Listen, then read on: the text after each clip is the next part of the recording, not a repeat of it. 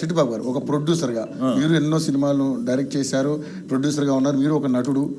But ఒక నటుడి మీద జరుగుతుంది నిజంగానే అంటే ఒక అణిచివేత ధోరణా లేకపోతే కక్షపూరిత చర్యనా లేకపోతే నిజంగానే దత్తాత్రేయ గారు అన్నట్టుగా కమిషన్లకి చేస్తున్నటువంటి ప్రక్రియ? నటుడి మీద అటాక్ అట్లా మాట్లాడలేదు నేను. ఒక 2 విషయాలు చెప్పి ఈ విషయానికి వస్తా. 2010లో కాంగ్రెస్ హయాంలో ఇది పర్మిషన్ ఇవ్వటాలు జరిగింది. 2010లో ప్రాణం బోసాలు జరిగింది. సో దానికి బాధ్యుల్ని కేసీఆర్ని కేటీఆర్ బాధ్యులు చేయటం అనేది కాంగ్రెస్ యొక్క అంటే నాకు తుమ్మొచ్చినా జలుబు చేసినా కూడా ఇంకోవడమే తోసేసే పద్ధతిగా ఉంది తప్పితే మీకు 2010లో మీ ప్రభుత్వం, తర్వాత చంద్రబాబు ప్రభుత్వం, మీ ప్రభుత్వంలో ఇంకోటి జరిగింది అని చెప్తా. కిరణ్ కుమార్ రెడ్డి మీ ప్రభుత్వం కిరణ్ కుమార్ రెడ్డి సీఎంగా ఉన్నప్పుడు ఇక్కడ అయ్యప్ప సొసైటీలో వచ్చే రాజశేఖర రెడ్డి స్టాచ్యూకి లెఫ్ట్ హ్యాండ్ సైడ్ బిల్డింగ్ అన్ని ఆక్యుపై, అది ఒక ట్రస్ట్ భూములు. ట్రస్ట్ భూములు ఆ అనాథరైజ్డ్గా ఆక్యుపై చేసి వీళ్ళు బిల్డింగ్లు కట్టేయటం మొదలెడితే వాళ్ళు ప్రాబ్లం చేస్తే అప్పుడు కూల్చేయటం మొదలెట్టారు బీఆర్ఎస్ ప్రభుత్వంలో.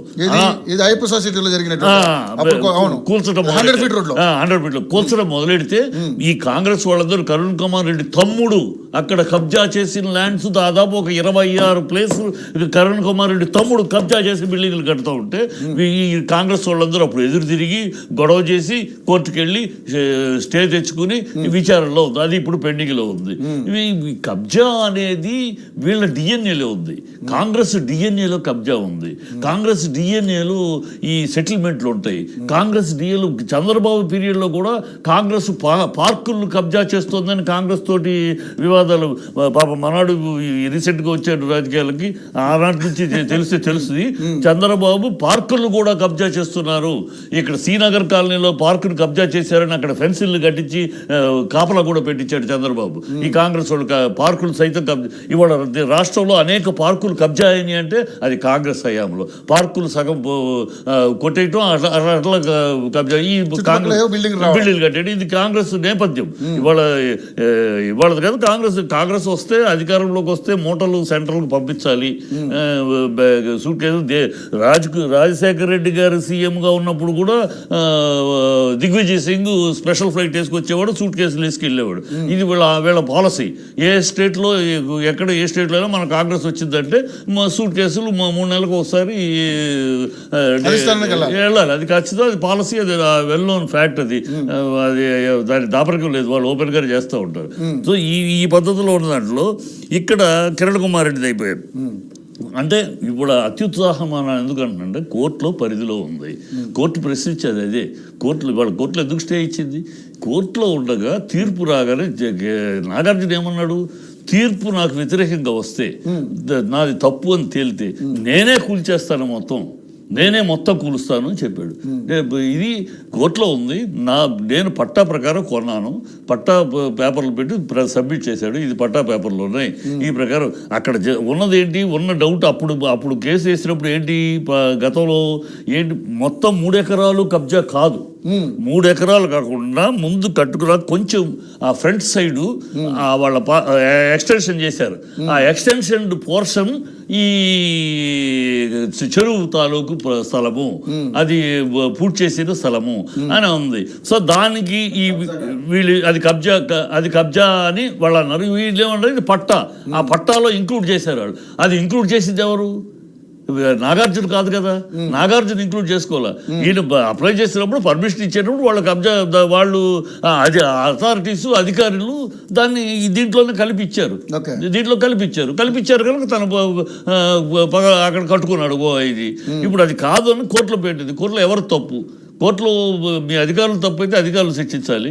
లేదు అంటే ఒక విషయం మాత్రం ఇక్కడ అంగీకరిస్తాం, ఈ చెరువుల్ని కప్పి వేసేసిన దాన్ని సరిచేయటం కరెక్టే.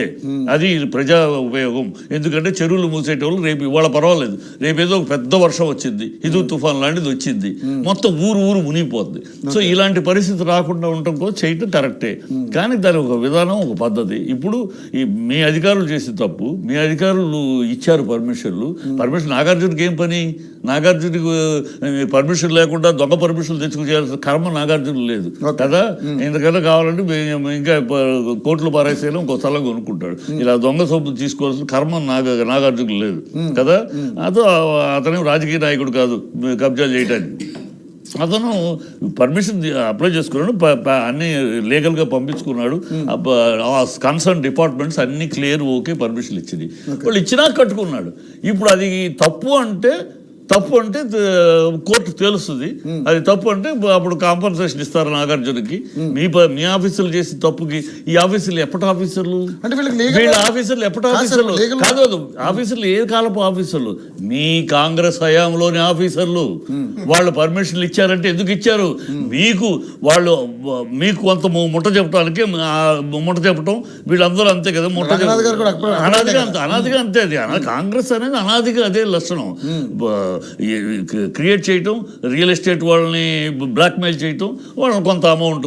ఈ రియల్ ఎస్టేట్ మాస్టర్ కదా రేవంత్ రెడ్డి అనేది. రియల్ ఎస్టేట్లో కింగ్ పిన్, రియల్ ఎస్టేట్లో సంపాదించింది ఆయన సంపాదన కూడా. సో ఆ రియల్ ఎస్టేట్ టాక్టిక్స్ తెలుసు. ఇప్పుడు ఎక్కడెక్కడ రియల్ ఎస్టేట్ పెంచవచ్చు, రియల్ ఎస్టేట్ పెరగాలంటే ఏం చేయాలి, ఎక్కడెక్కడ ఏ మూలాలు ఉన్నాయి అన్నీ బాగా తెలుసు. అందుకని ఈ బ్లాక్మెయిలింగ్ అమౌంట్ ఇప్పుడు పోటీ, ఇద్దరికి పోటీ. కోమటిరెడ్డి వెంకటరెడ్డికి రేవంత్ రెడ్డికి పోటీ. ఎవరు ఎక్కువ సూట్ కేసులు ఇవ్వగలరు కేంద్రానికి, నీకు అక్కడ పోటీ. రేవంత్ రెడ్డికి ఏమో ఇప్పుడే సడన్ గా సీఎం అయ్యాడు. ఈయన ఇంతకుముందు మినిస్టర్ కూడా కాదు. ఇండస్ట్రీ లింకులు అంతగా లేవు.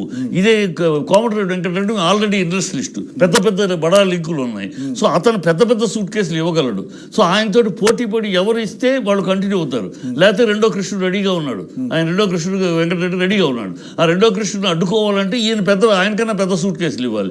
అందుకని ఈ తతంగం అంతా, ఈ డ్రామా అంతా అందుకు అది జరుగుతుంది. కనుక ఈ ఒక్క పాయింట్ చెయ్యదలిస్తే సిన్సియర్గా చేస్తోందా ప్రభుత్వం? చెయ్యండి. కిరణ్ కుమార్ రెడ్డి అన్ని పగలగొట్టండి, పొంగులేటి దాన్ని పగలగొట్టండి, అన్ని చేయండి. హెడ్స్ ఆఫ్ సల్యూట్ చేస్తాం. అలాంటి వాళ్ళు కూడా రేవంత్ రెడ్డి సల్యూట్ అంటాం.